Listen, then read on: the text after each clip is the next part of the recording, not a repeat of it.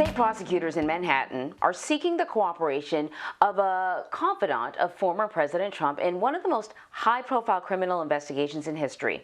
The Wall Street Journal was the first to report that prosecutors have subpoenaed the records of a private school on the Upper West Side where grandchildren of Trump Organization CFO Allen Weisselberg are students. The Manhattan District Attorney's Office has been attempting to gain Weisselberg's cooperation in the case for months now. So for more on this, let us bring in CBS News investigative reporter Graham Cates. Graham, this is a really interesting story, and I had to sort of read it slowly to get what's going on here.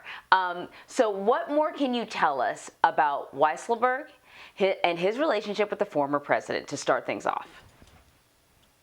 Allen Weisselberg is really, really important to the investigation into the president and into the Trump Organization.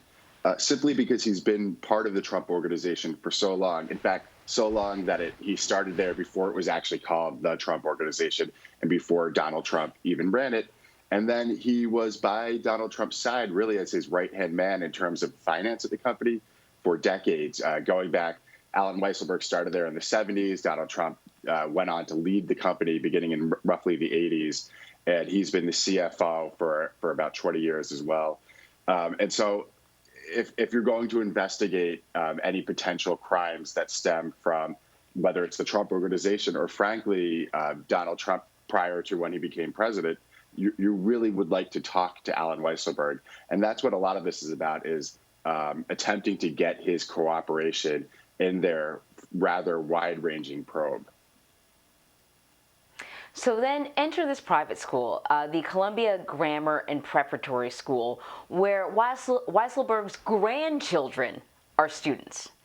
So tell us why investigators are looking into possible fringe benefits, perhaps, that he may have received connected to this private school. Well, Allen's son, Barry, is also a Trump Organization employee. And Barry's children are the ones who attend this school. And Barry's lifestyle is filled with things that are paid for either by Allen or by the Trump Organization. And for a long time, it's been that way, whether it's been apartments, this private school, really expensive camps that the kids go to, cars and other things.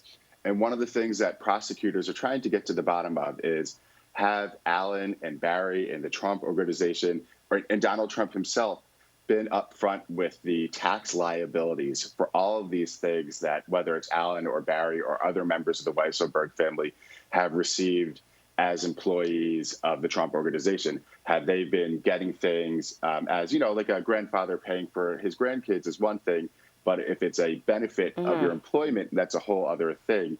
And so that's right. One of the things they're trying to get to the bottom of by subpoenaing the school, reportedly, was the school paid for by Donald Trump himself, which has been one of the things that's been said, or was it paid for by Allen? And again, was it paid for as part of his income for working for the Trump Organization?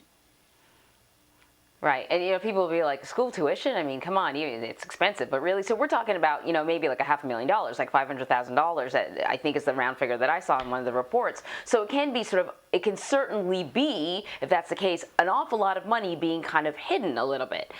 You previously reported on Weisselberg's former daughter-in-law. She said that she had boxes and boxes of financial documents after her divorce from Weisselberg's son.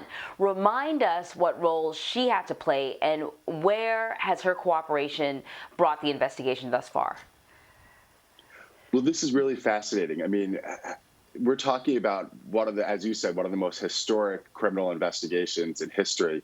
And at the center of it is this divorce case. And the reason this is at the center of this criminal investigation is because when the two sides were being deposed for this divorce, and it's a tremendously fraught divorce case, and they had to go really into granular detail about who paid for what throughout their lives. And Barry ends up talking about a lot of the things that were paid for either by the Trump Organization or Allen Weisselberg as part of his depositions in the case. And Jennifer ends up collecting through discovery in the case really a ton of information about Barry's and in some cases Allen's financial histories and the way that they keep money in different bank accounts. And so ultimately, a lot of this information ends up getting subpoenaed by the grand jury in the case because it's one of the most insightful looks you can get into the Weisselberg family's finances and perhaps the way that high-level employees of the Trump organization are compensated or at least receive perks. It's really interesting. Has Mr. Trump at all commented on this investigation? Not recently, but of course in the past he's referred to it as a witch hunt, and he's kind of implied that it's without merit. But again, this is a case. This investigation has been going back since 2018. It was long stalled while he was president. He was trying to keep it from happening. It went to the Supreme Court. The Supreme Court ultimately allowed the Manhattan DA to get access to his taxes, and that was just this year. And it's really started moving quickly since then. Well, it should be interesting. Interesting story to cover, Graham. Thank you so much. Thank you.